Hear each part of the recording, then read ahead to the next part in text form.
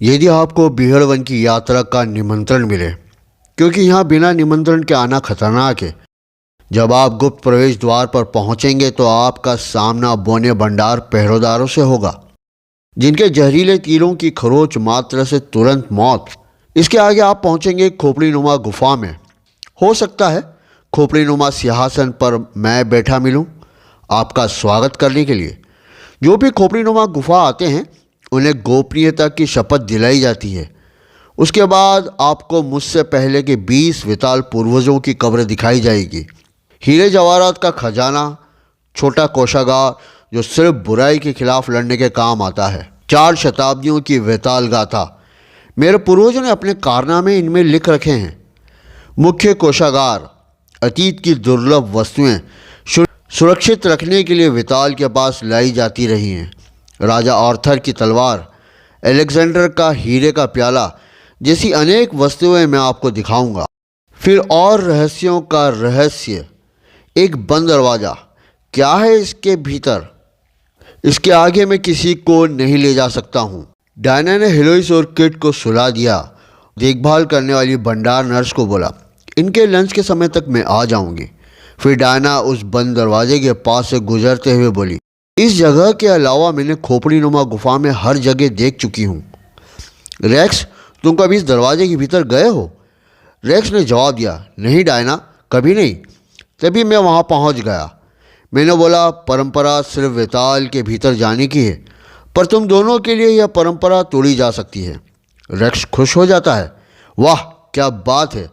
Racks बोला, चाचा walker, यह आपके और पूर्वज हैं यहाँ? मैंने जवाब दिया, नहीं, ये विताल नहीं है, उनके समय के प्रसिद्ध लोगों की कब्र है। रेक्स ने पूछा, प्रसिद्ध लोग कौन थे वे? यहाँ क्यों दफन है? उत्साहित रेक्स को मैंने बोला, अभी बताता हूँ रेक्स आपको। जैसे यह अपने वक्त का बहुत ही प्रसिद्ध आदमी था।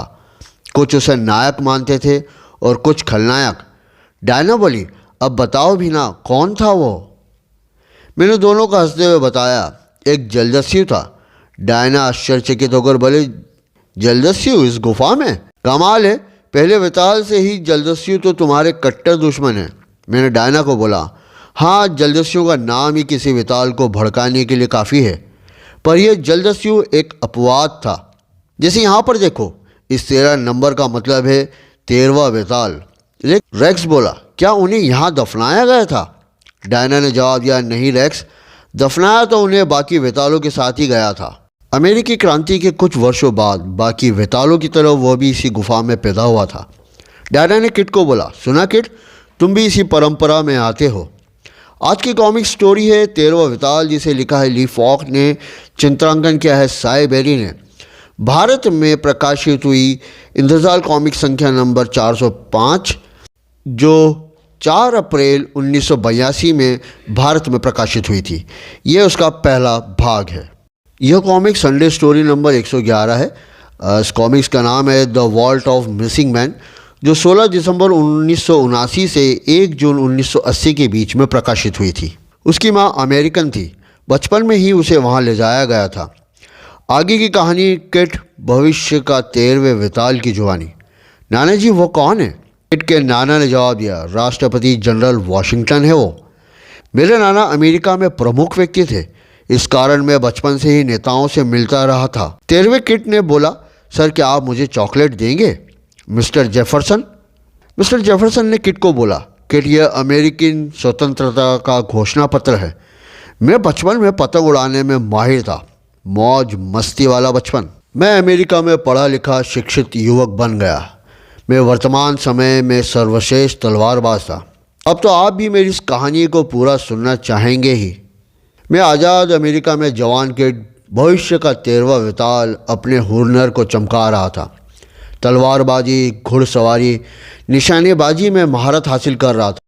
इसी समय मेरी ही उम्र का एक युवक भी अलग तरह की शिक्षा दीक्षा ले रहा था, लूटपाट की तैयारी करता हुआ, जो अपने समय का सबसे बड़ा जलदस्यु बना। जाय लफीते, इनके गिरोह का ठिकाना मिसिसिपी नदी के दलदली इलाके का बर्तारिया में था, जहाँ पर व्यापारी उनसे लूट का माल खरीदते थे। कागज के नोट वहाँ नहीं चलते थे, सिर्फ सोने से लेन देन होता था। जॉय लतीफ़े जलदस्युओं का राजा और मैं भविष्य का 13वां विताल अपने अपने काम में लगे हुए थे। 19वीं सदी में लफीते का दस्यु दल सारे अटलांटिका पर शासन करता था। यह अमेरिकी जलदस्यु उत्तरी अफ्रीका के बारबेरियन जलदस्युओं को टक्कर देने से भी पीछे नहीं हटता था। सन 1812 एक बार में भविष्य का होने वाला 13वां विताल अपने नाना के साथ घूम रहा था। घोड़े पर बैठी एक जवान लड़की को देखते ही मेरे मुंह से निकला, कितनी सुंदर है। तभी उसकी टोपी गिर जाती है। उसको टोपी देते हुए बोला, मेरा नाम किट है, क्या मैं आपका नाम जान सकता हूँ? खूबसूरत लड़की बोली, आप नहीं जान सकते, लेकिन आपका धन्यवाद। क्या मुस्कान है, इससे फिर मिलना ही पड़ेगा। नाना जी आप जानते हैं इसे? नाना जी बोले, छोड़ो उसे किट, वह तुम्हारे लिए नहीं है। वह लड़की बहुत दूर भी नहीं जा पाई थी। उसके गहने लूटने के लिए कुछ बदमाशों ने उसे घेर लिया। मैं उनकी तरफ दौड़ पड़ा।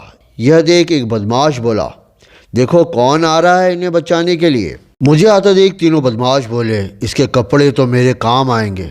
दूसरा बोला, मैं इसके बूट लूँगा। तीसरा बोला, मुझे जो चाहिए मुझे मिल गया। मैंने नाना जी को बोला, आप इनसे दूर ही रहें। एक बदमाश बोला, हमें तो नाना जी की जेब भी खाली करनी है। इन बेचारे बदमाशों को क्या पता था कि उनका सामना वर्तमान समय के सर्वश्रेष्ठ तलवारबाज से हो जाएगा। न वे पकड़ पाए न मार पाए। ये तीनों मेरे सामने टिक नहीं पा रहे थे। ये तीनों आज सोच रहे होंगे कि आज तो इनकी शामत आ गई है। ये देख एक भागने लगा, लेकिन क्या मुझसे बच पाएगा? मैंने उस लड़की की उठने में मदद करी। उसने कहा, पहले आपने मेरी टोपी और अब मेरी ज़िंदगी बचाई। आपका कैसे धन्यवाद करूं? मैंने कहा, सिर्फ अपना नाम बताकर क्या हम फिर मिल सकते हैं? लड़की बोली, आपका शुक्रिया। मैंने जवाब दिया, यह सब आपके लिए करने में मुझे खुशी हुई। क्या आप मुझे अपना नाम नहीं बताएंगी? लड़की बोली, मुझे क्षमा करें, नहीं बता सकती, पर मैं आपकी आभारी हूँ। अब मुझे जाना चाहिए, अलविदा। मैंने बोला, लेकिन क्यों? नाना जी क्या आप जानते हैं यह रहस्यमय खूबसूरत लड़की कौन है? नाना जी ने मुझे समझाया, हाँ किट, पर तुम्हारे लिए बेहतर होगा कि तुम उसे भूल जाओ। मैंने बोला, भूल जाऊं दुनिया की सबसे सुंदर लड़की को? और तो और उसके हाथ में शादी की अंगूठी भी नहीं थी। यह कैसा रहस्य है? आप मुझे बताते क्यों नहीं हो नाना जी? नाना जी बोले, अगर मैंने तुम्हें बता दिया तो तुम उससे मिलने की कोशिश करोगे किट, और ये तुम्हारे लिए घातक होगा। एक प्रकार से तुम्हें यह सब नहीं पता होना चाहिए। मैंने बोला, बड़ी अजीब बात है नाना जी, लेकिन मैं मानने वाला कहाँ था। इसे ही तो पहली नज़र का प्यार कहते हैं। कई हफ्ते उसे खोजने के बाद अचानक से एक दिन उसे देखते ही मैंने उसे रुकने का बोला। भागो मत प्लीज़, मुझे आपसे बात करनी है।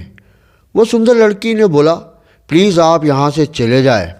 मैंने उससे कहा, मैं हफ्तों से तुम्हें खोज रहा था, अपना नाम तो बता दो, मैं तुमसे मिलना चाहता हूँ।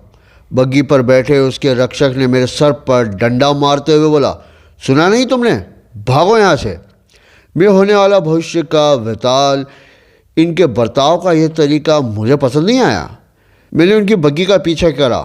बग्गी महल के अंदर जाते ही दरवाज़ा बंद हो गया, लेकिन मैं मानने वाला कहाँ था? दीवार फांद कर अंदर पहुँचा ही था, जहाँ मेरे स्वागत में लोग इकट्ठा हो गए थे।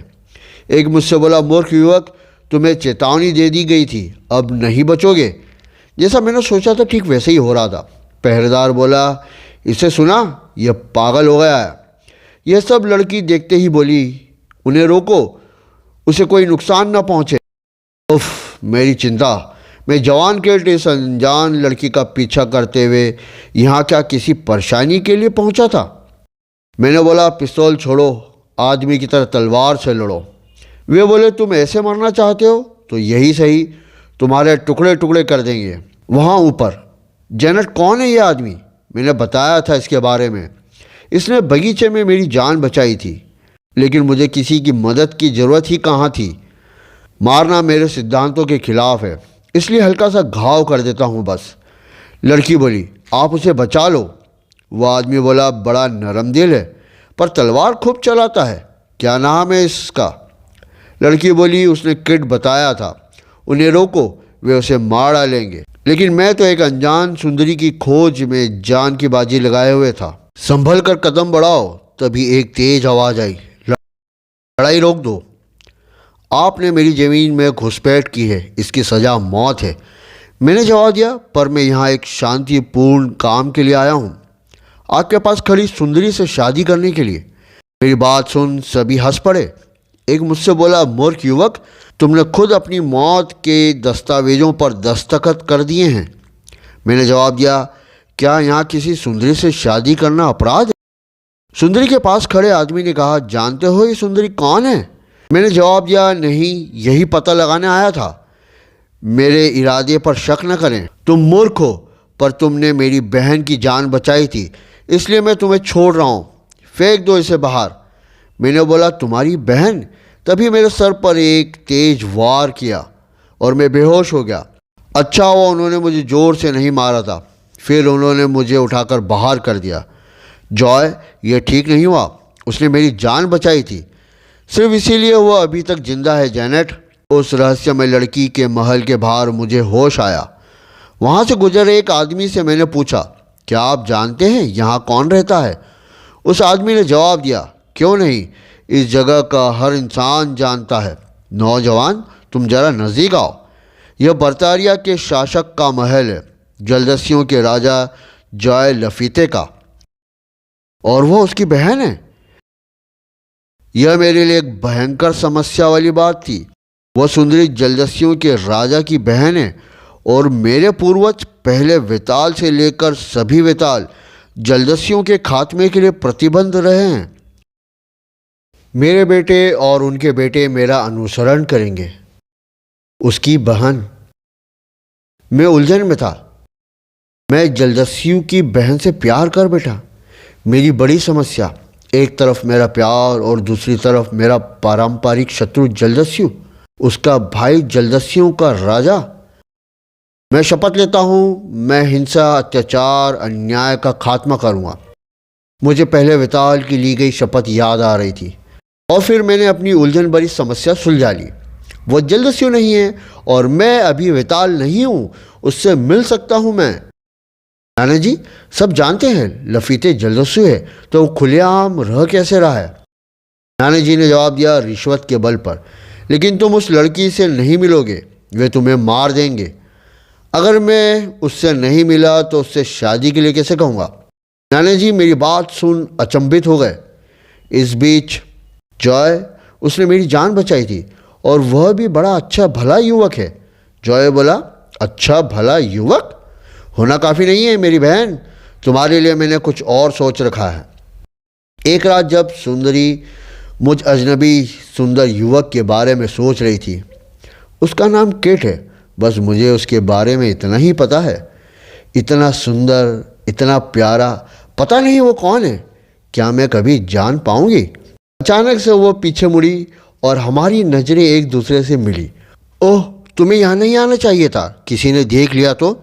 मैंने उसे बोला, जेनेट, तुमसे मिले बगैर दोस्ती कैसे कर सकता हूँ? क्या हम बगीचे में घूमने चले?